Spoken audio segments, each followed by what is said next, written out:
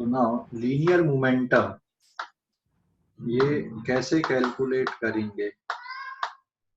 Linear momentum, ठीक है, and it is denoted by the symbol P. And what is linear momentum? P is product of mass into velocity, m into v. So its unit is kg. Mass के लिए kg और velocity के लिए metre per second. So this is kg metre per second. Its unit is, है ना, ऐसा unit इसकी क्या है, kg मीटर पर सेकेंड या फिर ग्राम सेंटीमीटर पर सेकेंड. तो दोनों इसकी यूनिट रहेंगी लीनियर मोमेंटम की. अब ये लीनियर मोमेंटम है क्या? मान लो यहाँ पर एक ऑब्जेक्ट है या कार आपने इमेजिन कर लिए. It is moving in a road with इस वेलोसिटी. वेलोसिटी लिखा मैंने बेटा, स्पीड नहीं लिखा हूं, ध्यान रखना. दिस इज द वेलोसिटी और ये वेलोसिटी मान लो 10 मीटर पर सेकेंड है और इसका डायरेक्शन किधर है, वेस्ट से ईस्ट की तरफ है और इसका मास सपोज 200 kg है. So what is the momentum here? Momentum is product of mass into velocity. Mass is 200 kg and velocity is 10 meter per second from west to east. So the value of momentum is here 2000 kg meter per second और direction इसका रहेगा waste to east. तो ये momentum आ गया. यहाँ पे momentum में direction भी आएगा और वैल्यू भी आएगी. जैसे 200 kg मीटर पर सेकेंड इस मोमेंटम की वैल्यू है यहाँ पे इस कार के, और वेस्ट से ईस्ट की तरफ क्या है, इसका डायरेक्शन है. समझ गए कि नहीं? वेस्ट से ईस्ट की तरफ इसका डायरेक्शन है. तो ये क्लियर हो गया. यहाँ पे कोई डाउट अभी इसमें मोमेंटम में, कैलकुलेशन में, कॉन्सेप्ट में? What is momentum? Momentum is product of mass into velocity. एक नई फिजिकल क्वांटिटी है जो किसके प्रोडक्ट से बनी है?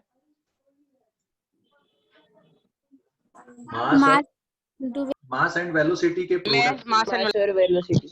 ठीक है ना. तो अब अगले पेज पे अपन जा रहे हैं. ठीक है, इस पेज का आप लोग स्क्रीनशॉट ले लो जल्दी से. इस पेज का स्क्रीनशॉट ले लो बेटा, है ना. इस पेज का स्क्रीनशॉट ले लिए?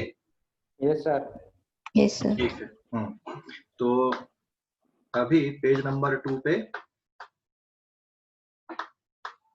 आज बहुत इंटरेस्ट आएगा तुमको कि फोर्स कैसे कैलकुलेट करते वो सब देखने के लिए. ठीक है, एक और एग्जांपल है. यहाँ पे आपको करना है फाइंड चेंज इन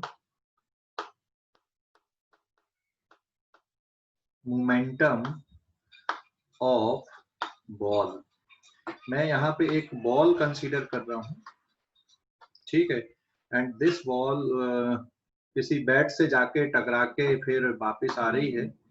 ठीक है, यहाँ पे. और ये पाथ अपन थोड़ा अलग बना देंगे. यहाँ पे मान लो आप एक दीवार बना सकते हो, एक बैट आप यहाँ पे कंसीडर कर सकते हो कि ये एक बैट है. ठीक है, and this is the bat.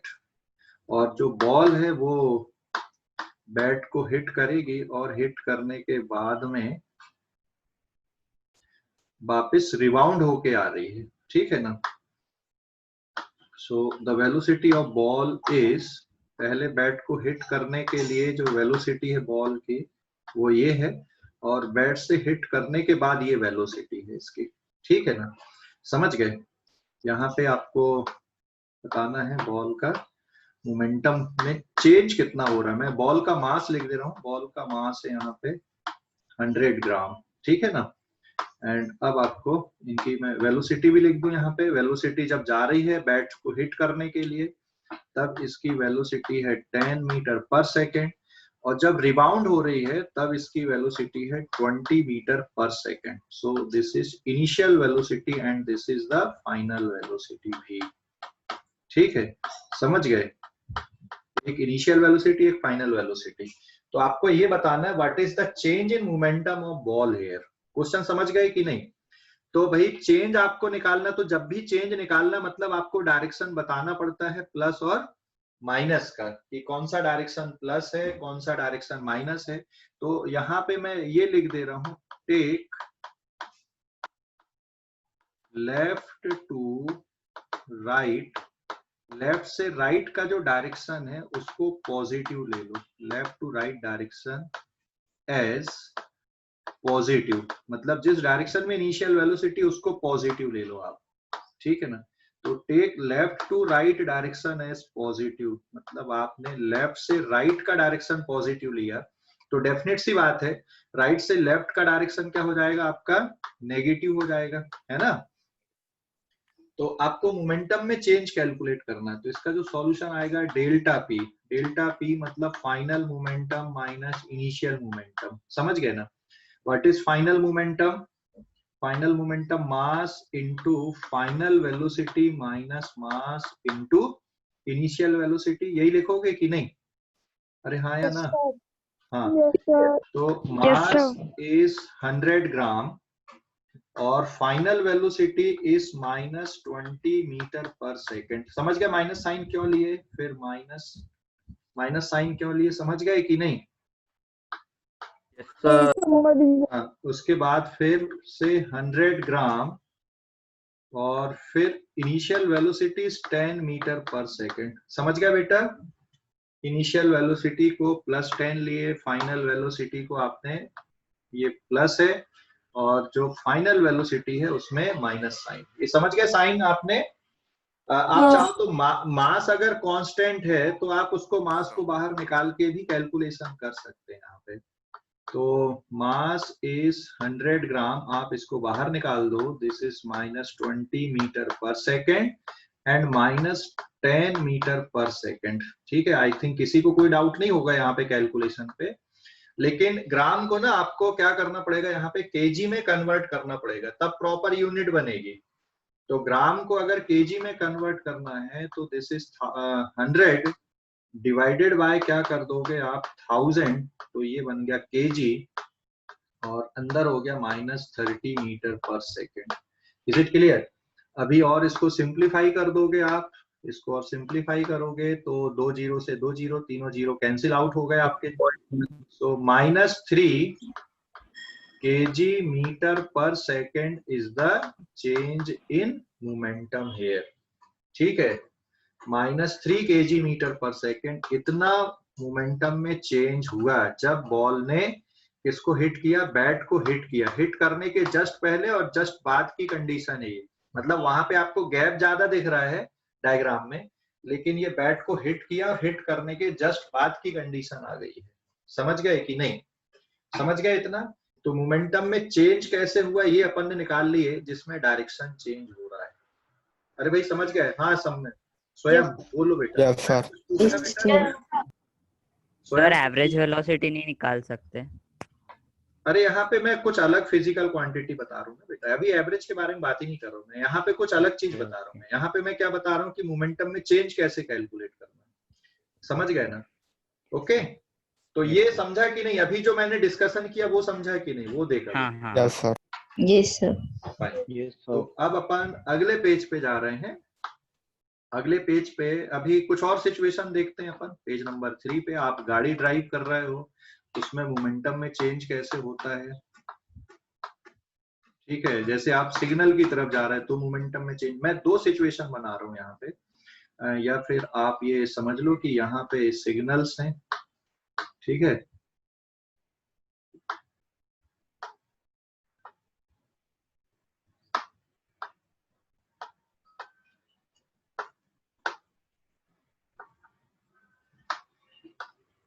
यहाँ पे मान लो सिग्नल लगे हुए और आपकी गाड़ी जा रही।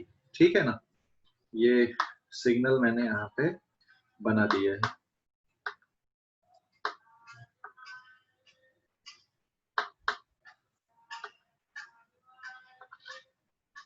ये रोड हो गई है और यहाँ पे सिग्नल बने हुए। ठीक है,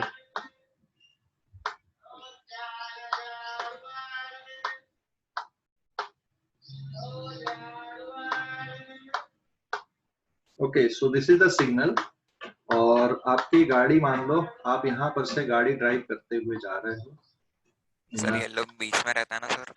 अरे जाने देना भाई, काय को परेशान हो रहा है। ठीक है, येलो बीच में रहता है क्या? ये ले, येलो बीच में कर दिया और ग्रीन को नीचे कर दिया, ठीक है ना।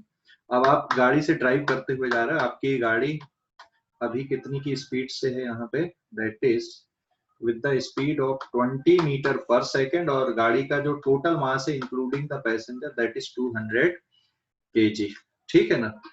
और जब आप सिग्नल के पास पहुंचोगे तो डेफिनेट सी बात है, यहाँ से यहाँ तक सिग्नल तक पहुंचने में आपको कितना टाइम लग रहा है? मान लो 20 सेकंड आपको लग रहे हैं। और फाइनली आपको गाड़ी को क्या करना पड़ेगा? यहाँ तक आने में स्लो डाउन करना पड़ेगा या रोकना पड़ेगा, ठीक है ना। तो आपको रोकोगे, यहाँ पे सिग्नल हो गया मान लो, तो यहाँ पे initial velocity is 20 metre per second, और जो फाइनल वेलोसिटी, यहाँ पे गाड़ी आपकी रुक गई है ना, स्टॉप हो गई, तो फाइनल वेलोसिटी आपकी 0 हो गई। और फिर जब आप आगे बढ़ रहे हो, फिर जब सिग्नल हो गया तो उसके बाद फिर आप अब आगे जाओगे। Again within the span of 10 second the speed of your vehicle becomes 30 metre per second, ठीक है ना। तो यहाँ पे दो सिचुएशन है, एक है ए से सिग्नल तक, ये सिग्नल है एस, और एस से फिर बी तक। तो मोमेंटम में चेंज आपको बताना है, मोमेंटम में चेंज। तो यहाँ पे सिग्नल तक जाने में कितना चेंज हुआ momentum? Delta p is equals to, ये कहां से कहां तक? ए टू सिग्नल, ठीक है। और उसके बाद दूसरा आपको कहां से कहां तक निकालना है? सिग्नल टू बी तक मोमेंटम में कितना चेंज हुआ? सिग्नल टू बी, ठीक है ना। तो यहाँ पे आप लिखोगे मास into final velocity minus mass into initial velocity. समझ गए कि नहीं? मास कांस्टेंट है, आप बाहर निकाल सकते हो ब्रैकेट से। तो मास is 2000 kg, what is final velocity बेटा? 0, एंड व्हाट इज इनिशियल? अब आप डायरेक्शन को क्या ले लो ना, यहाँ पे एक डायरेक्शन, लेफ्ट से राइट के डायरेक्शन को आप क्या ले लो? पॉजिटिव ले लो, ठीक है। टेक डायरेक्शन, ये डायरेक्शन आपने क्या ले लिया? पॉजिटिव ले लिया। तो what is the final velocity here? 0, oh sorry, initial velocity कितनी बेटा यहाँ पे? Initial velocity is this is plus 20 metre per second, ठीक है। तो finally you have the answer minus 20 into 4, 4000 kg metre per second is the change in momentum. ये कहां से कहां तक के मोमेंटम में चेंज आ गया? ए से कहां तक? उसकी गाड़ी की पोजीशन ए थी, ए से सिग्नल तक गया और सिग्नल से फिर बी, तो ए से एस तक, ए से सिग्नल तक जाने में मोमेंटम में इतना चेंज आया।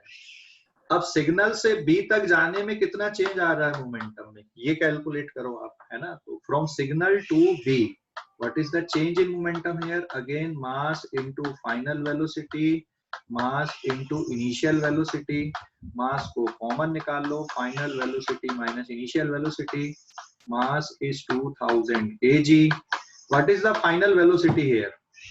What is the final velocity? Signal से बी तक फाइनल वेलोसिटी कौन सी है? सिग्नल से 30 metre per second. This is 30 metre per second with positive sign. And initial velocity कितनी है? इनिशियल वेलोसिटी 0, हाँ very good, 0। So what is your answer here? That is plus 6000 kg metre per second. अब ये situation आपको दिखी है ना, यहाँ पे समझ गया ना, ये सिचुएशन आपको दिख रही है। अभी ये थोड़ा सा बताओ, आप ए से सिग्नल तक जाने में आप क्या करोगे? ब्रेक लगाओगे गाड़ी पे? फोर्स लगेगा कि नहीं लगेगा? तो 200 है ना? आपने 2000 लिख दिया। हाँ सर 200 है मास। हाँ ठीक है, मैं इसको चेंज कर देता हूँ बेटा। बाकी बराबर है क्या? हाँ सर। बाकी तो बराबर लिखा था, ठीक है ना। ओके, हाँ तो अभी ये बताओ, आपको ए से सिग्नल तक जब आप जा रहे हो तो what is the direction of force? और फिर सिग्नल से जब आपकी गाड़ी आगे बढ़ी है, ठीक है, what is the direction of force?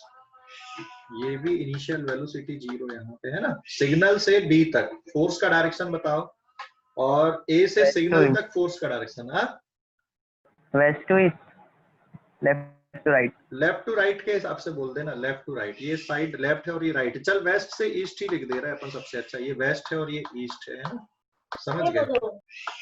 What is the direction of force, A से सिग्नल तक डायरेक्शन ऑफ फोर्स क्या होगा? Retardation. Yes, this is the retardation. आप ब्रेक मारोगे, ब्रेक मारोगे ना, हाँ या ना, हाँ या ना, जवाब दो भाई, ब्रेक मारोगे आप। Yes, sir. So what is the direction of force on the on your vehicle? Direction of force on your vehicle is opposite, है ना, यही आएगा ना, ईस्ट से वेस्ट की तरफ, तब तो रोकेगी ना बेटा, हाँ या ना। Yes, sir. और उसके बाद जब आप सिग्नल से आगे जा रहे हो, so what is the direction of force on your vehicle? Acceleration. Acceleration। तो फिर वेस्ट से ईस्ट की तरफ है, मतलब ये डायरेक्शन होगा फोर्स का यहाँ पे, this is the direction of force. पे क्लियर हो गया कि नहीं?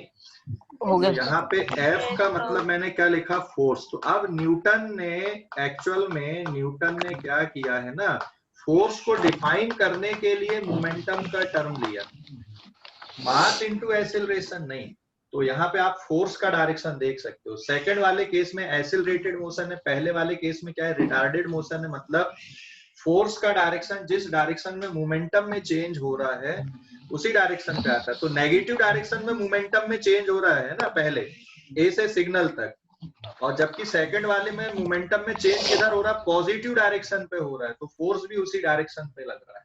तो अब अपन यहाँ पे न्यूटन सेकंड लॉ को एक्सप्लेन कर सकते हैं, ठीक है।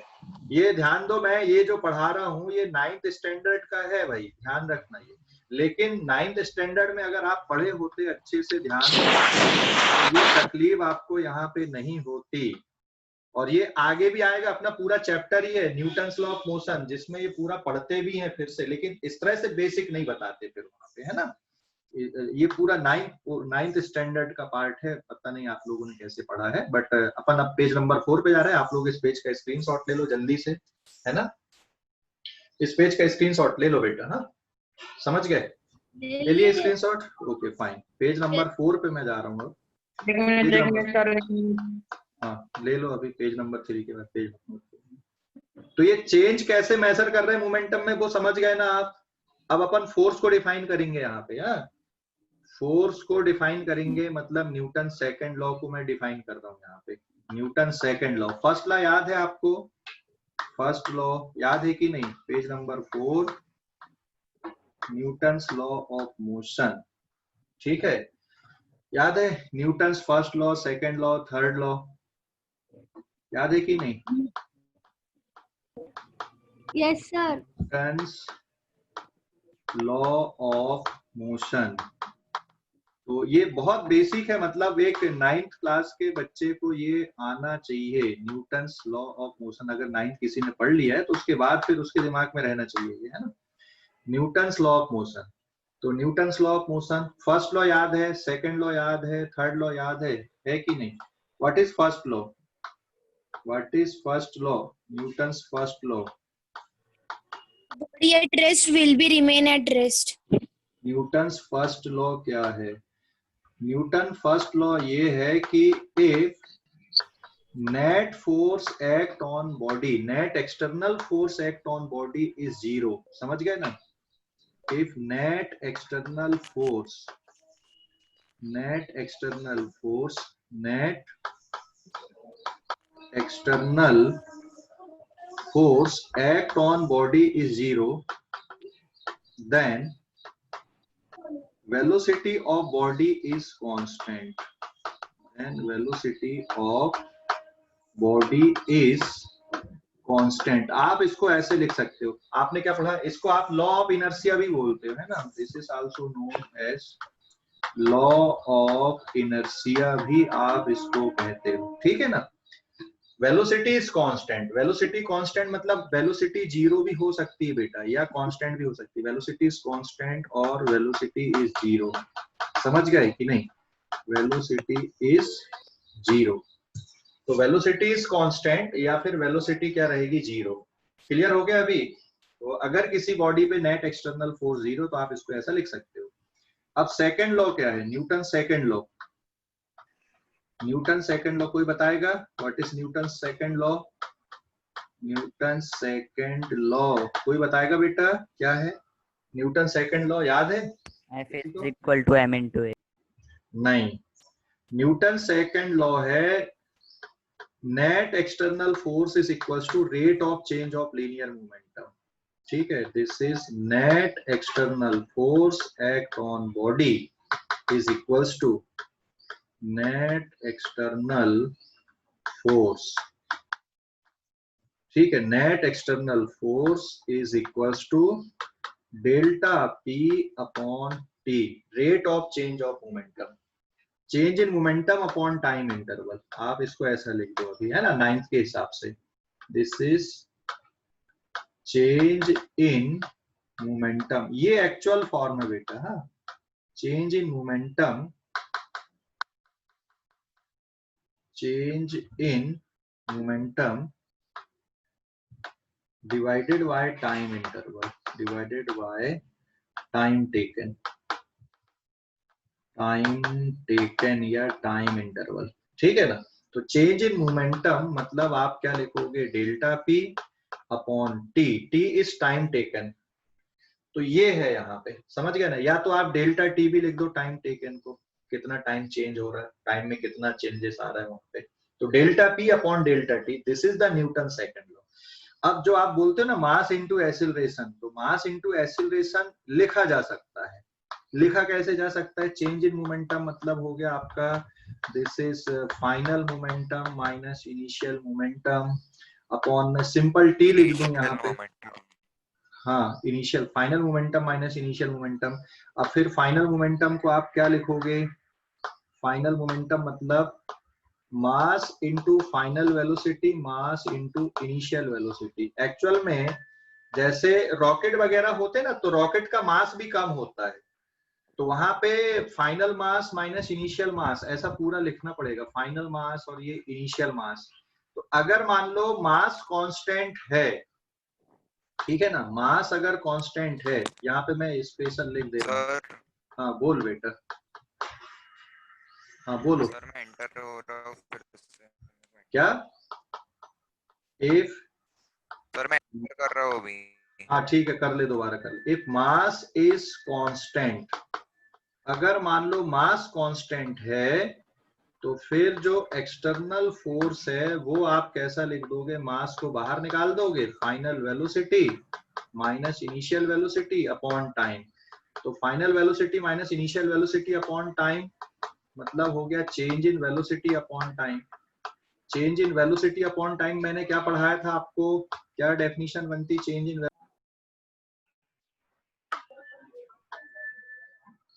समझ गए? Change in velocity upon time किसकी इक्वल बन जाता है? Change in velocity upon time बन जाता है एक्सीलरेशन। तो फिर आप न्यूटन सेकंड लॉ को मास इनटू एक्सीलरेशन भी लिख सकते हो, तो external force is equal to mass into acceleration भी लिखा जा सकता है।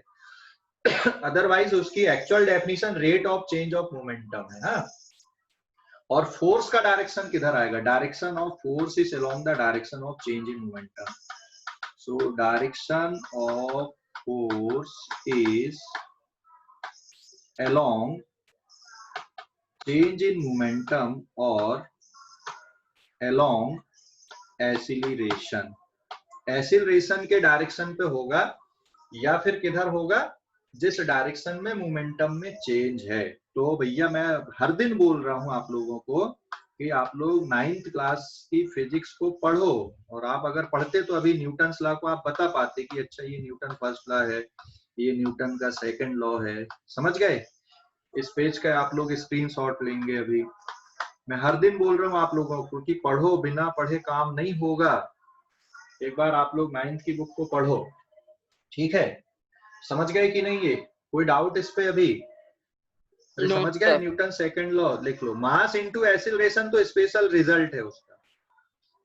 अगर मास कांस्टेंट रहता है तो आप मास इनटू एक्सीलरेशन लिखोगे, और अगर मास कांस्टेंट नहीं है तो आप बेसिक लिखो। तो न्यूटन सेकंड लॉ का जो एक्चुअल फॉर्म है वो कौन सा है? Rate of change of linear momentum, ये एक्चुअल फॉर्म है। ठीक है ना? न्यूटन सेकंड लॉ का एक्चुअल फॉर्म है rate of change of linear momentum upon time. Clear हो गया बेटा? कोई डाउट अभी किसी को इस पे? और थर्ड लॉ भी है अब यहाँ पे, है ना, Newton third law. Newton third law क्या है?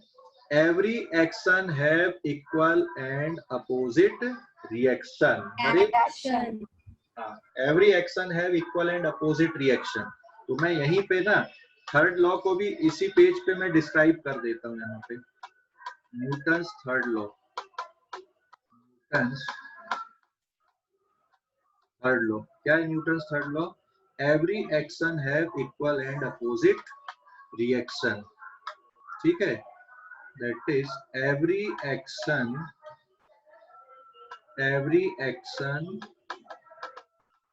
have equal and opposite reaction, equal and opposite reaction, opposite reaction। हर एक एक्शन का अपोजिट रिएक्शन आता है, और एक्शन और रिएक्शन पेयर हमेशा टू डिफरेंट बॉडी पे लगते हैं। Action and reaction always act on two different body, action and reaction always act on different body, two different body पे लगते हैं एक्शन और रिएक्शन। समझ गए ना? Action and reaction always act on two different body. So remember this, action and reaction हमेशा two different body पे लगेंगे। मैं अगले पेज पे डायग्राम से एक्सप्लेन कर रहा हूँ एक्शन और रिएक्शन के बारे में। फिर अपन न्यूटन सेकंड लॉ से कैलकुलेशन कैसे करना फोर्स का वो देख लेंगे। ठीक है ना? क्लियर हो गया अभी? कोई डाउट यहाँ तक किसी को भी? किसी को? No sir. ठीक है, अगले पेज पे आ रहा हूँ बेटा। इस पेज का आप स्क्रीनशॉट ले लो, आप लोग इस पेज का स्क्रीनशॉट ले लो जल्दी से।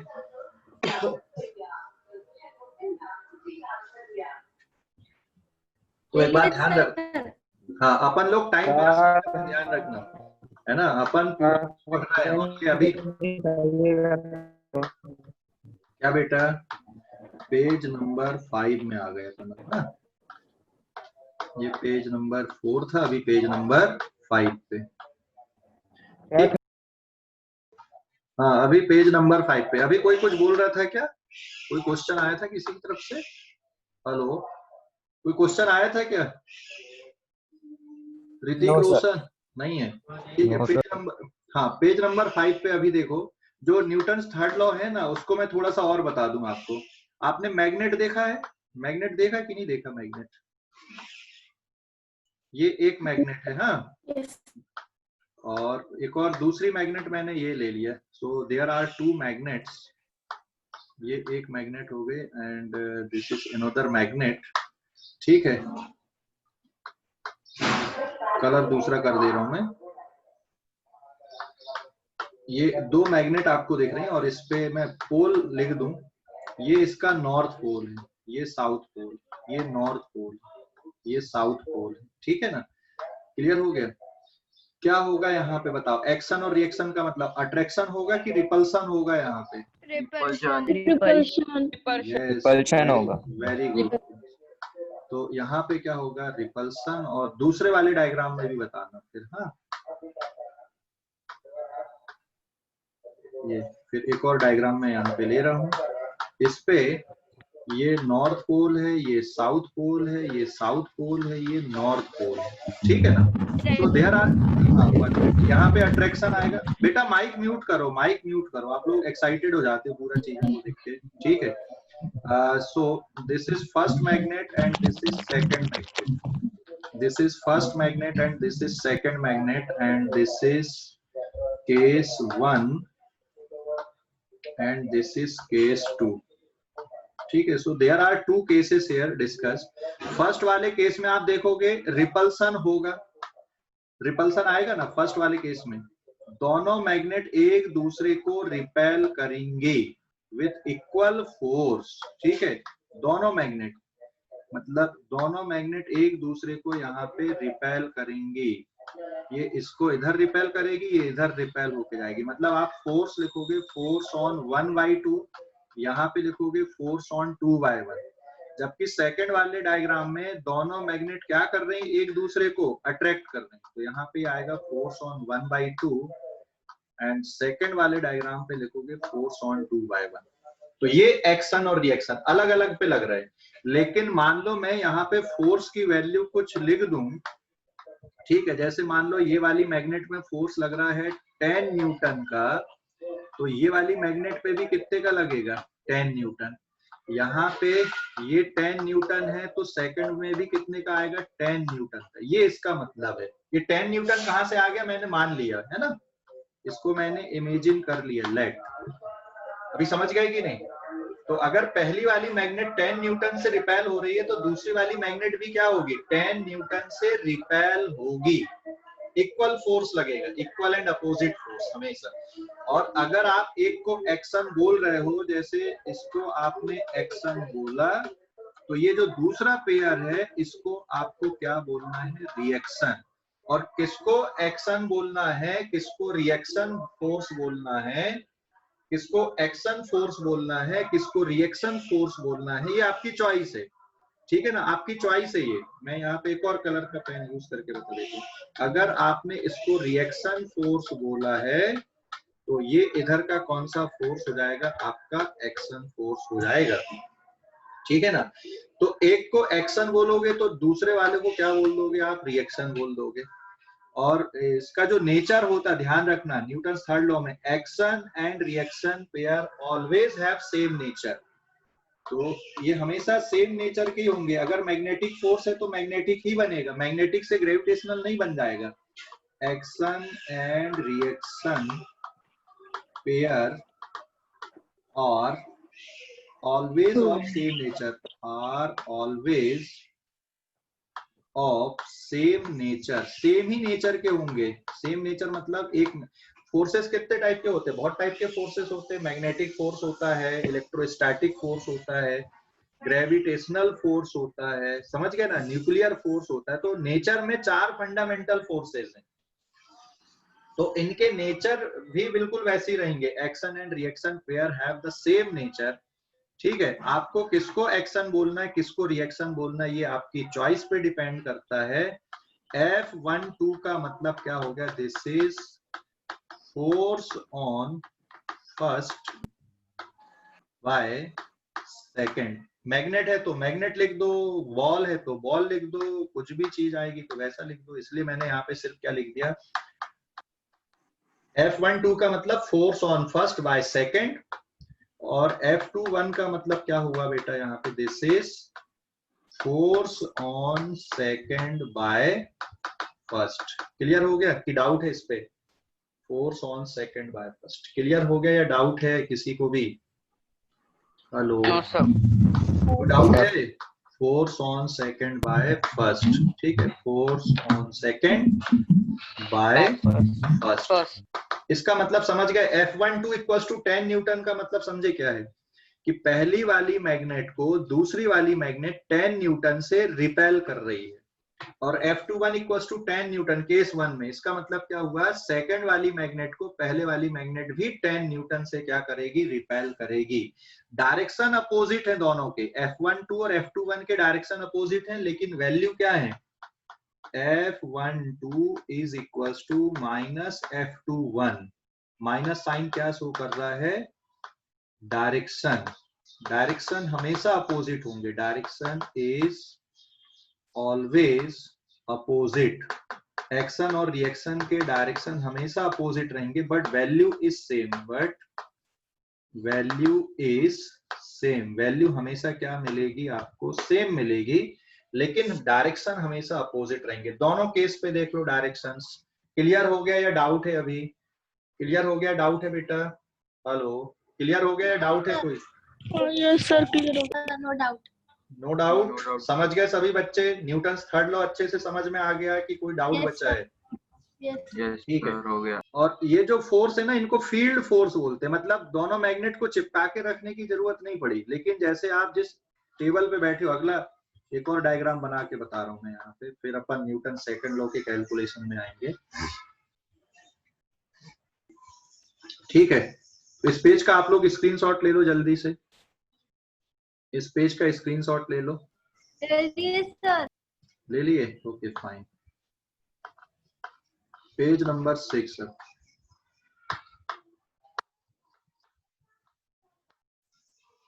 पेज नंबर 6, ठीक है।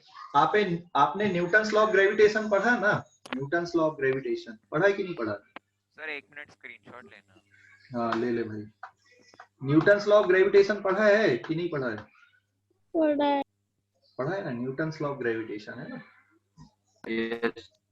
हाँ Yes, उसमें आप ओके, उस पे आप 2 ऑब्जेक्ट ले लेते हो, है ना? न्यूटन्स लॉ ऑफ, एक और एग्जांपल बताता हूँ मैं यहाँ पे।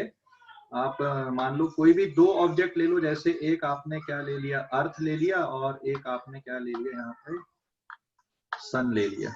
सो there is a earth and sun, ठीक है।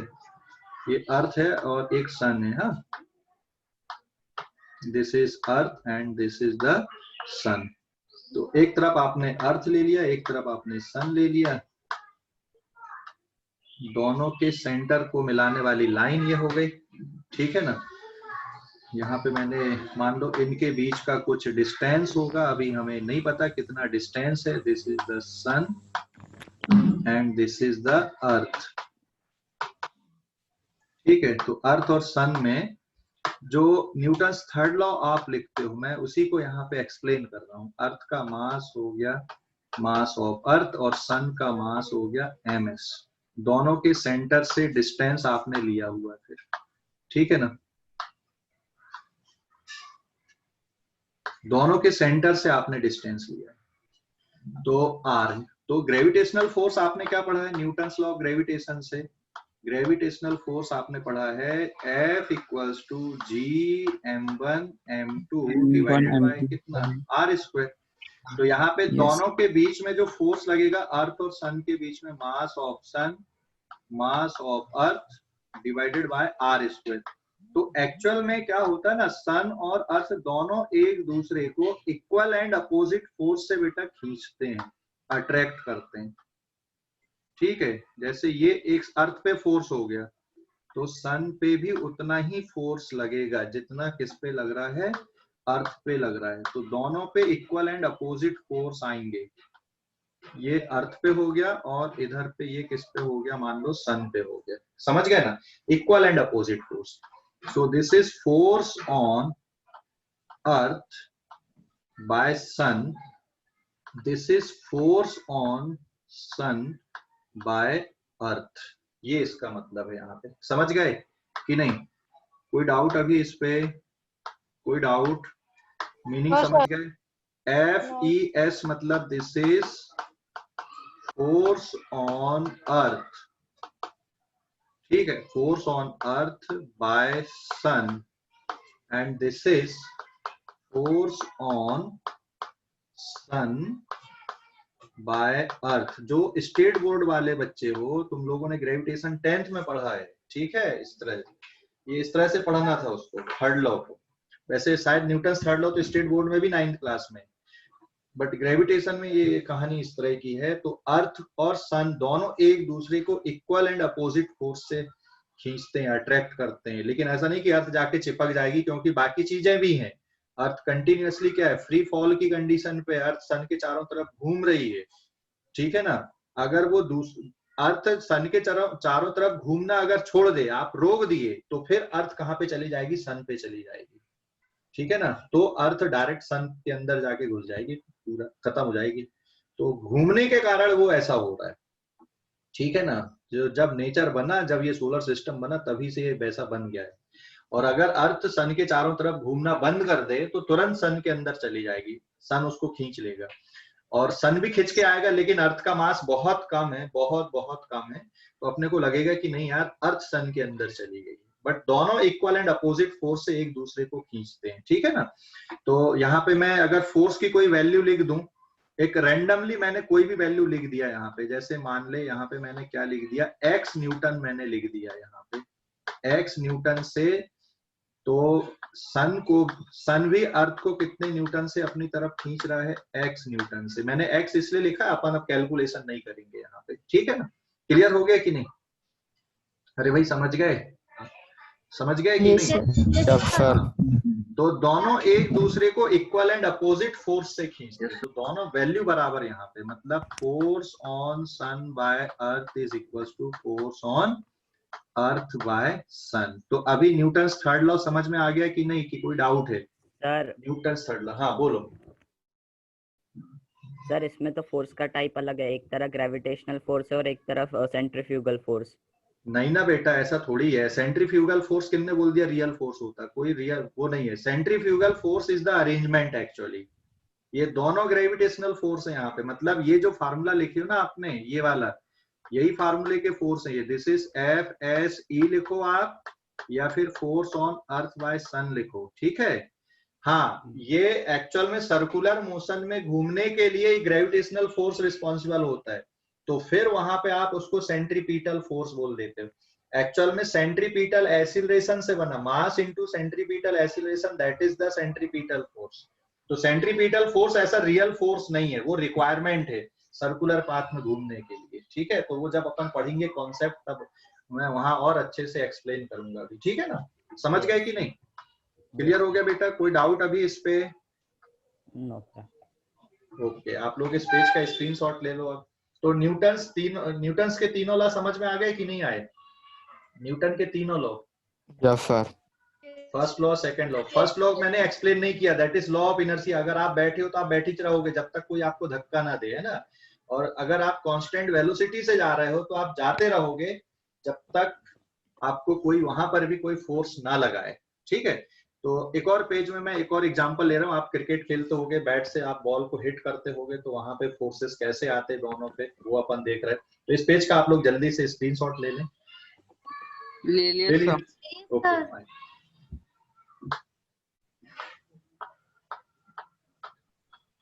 अब पेज नंबर 7 पे, ठीक है। अभी बैट बॉल वाला एग्जांपल अपन देखते हैं ना, या आप बॉल को जब कैच करते हो तो क्या होता है, वहां पे फोर्सेस कैसे लगते हैं। तो पहले अपन एक बैट बॉल वाला एग्जांपल देखते हैं इस पे।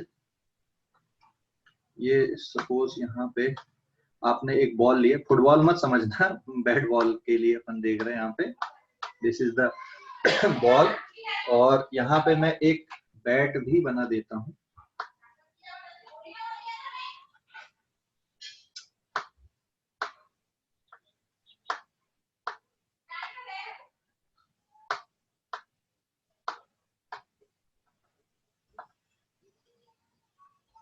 ये एक बैट अपन ने बना दिए यहाँ पे, हाँ।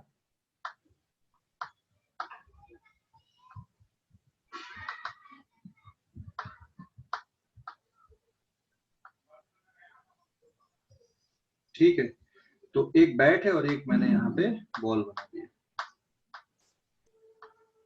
दिस इज द बैट,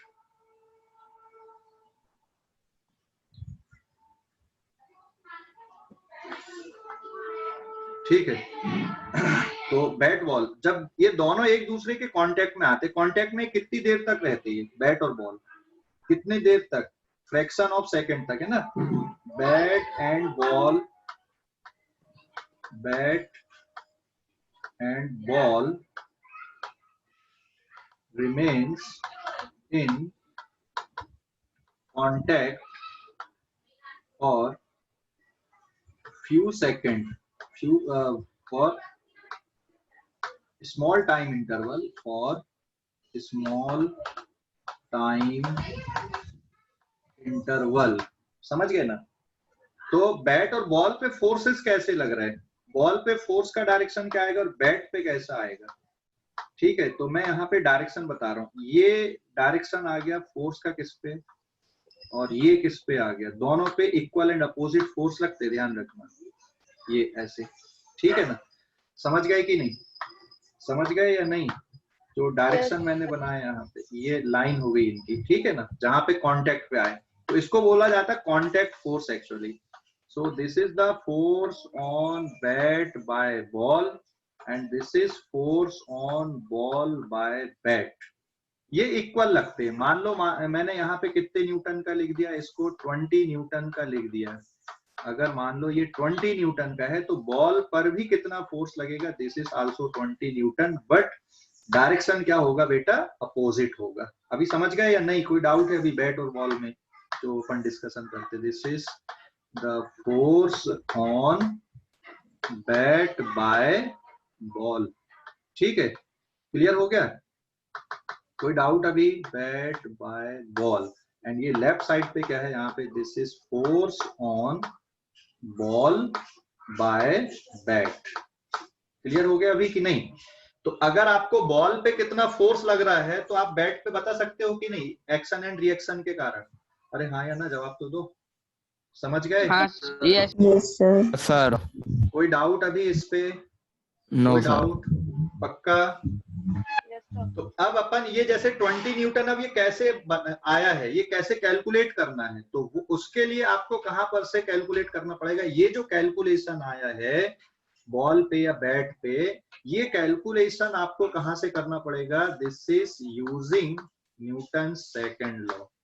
ये सेकंड लॉ से आप कैलकुलेट करोगे, यूजिंग न्यूटन सेकंड लॉ। मतलब आपको rate of change of linear momentum apply करके ये कैलकुलेशन करने पड़ेंगे। समझ गए? कोई डाउट बेटा इस पेज पे? अभी आप लोग स्क्रीनशॉट ले लो अभी।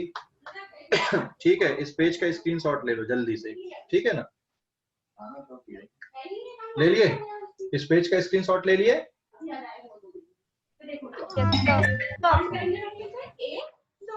तो अभी अपन अगली क्लास में, Yes, मतलब कल sir. की क्लास में अब अपन कैलकुलेशन करना सीखेंगे। आज तो होगा नहीं अभी कैलकुलेशन, ठीक है? सर। एक क्वेश्चन बोल। सर थोड़ा सेकंड पेज दिखाइएगा तो। अब मैं सारे पेज देखा दे रहा हूँ एक बार, ठीक है ना? ये 7th पेज का देख लो, आप ले लो स्क्रीनशॉट इस पेज का, 7th पेज का।